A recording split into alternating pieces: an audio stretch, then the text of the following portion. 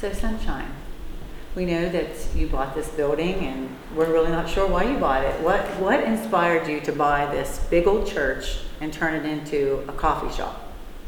Okay, so I think the biggest thing about this building that attracted me, of course, was the fact that it was created with the intent to restore people's souls.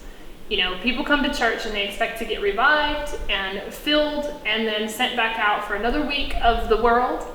And this church has not really had that purpose in a long time. And I think this building is ready for this again. It's ready to be filled with people who are looking to have their spirits lifted once more.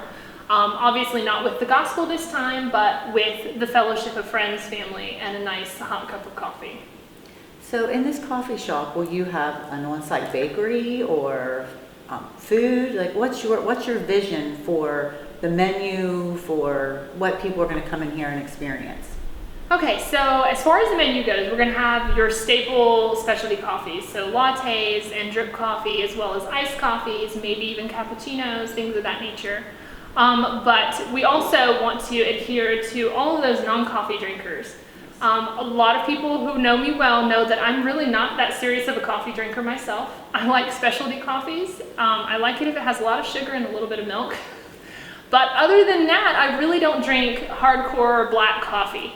So one of the things that I had on my mind was putting in a birch beer dispenser. So we could have, 6 or 7 different flavors of birch beer on a fountain dispenser. You could come in and get free refills and sit with all of your coffee fellow brothers and sisters and not have to drink the coffee that you think is not very good.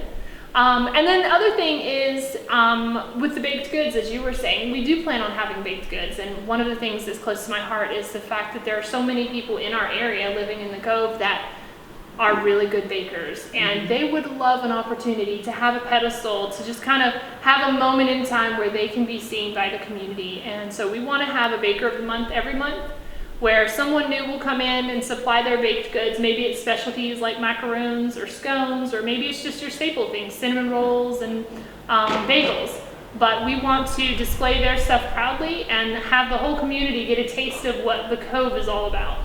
That sounds wonderful. What about your hours? Do you think we'll be open just for breakfast, or just like coffee hours in the morning, or what do you think your hours will be for the restored grounds? So one thing that I feel like our community has been lacking for a while is somewhere to go after hours. So we do have a couple of shops in town that are open during daylight morning hours, but we don't really have anything in the evening. So honestly, when I was thinking about what the hours should be, I was thinking about my day living in the Cove and how when I go out with friends after dinner, there's nothing we can do this local. We have to head, 20 or 30 minutes out of town to find somewhere to sit and relax.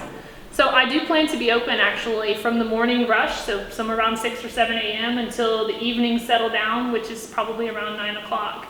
On Friday and Saturday, we actually plan to be open a bit later. I want to have some local musicians come in maybe and bring some of their instruments with them. So I was thinking we could actually stay open on those nights till about 11 or so. I think it sounds fabulous. I can't wait. Thanks.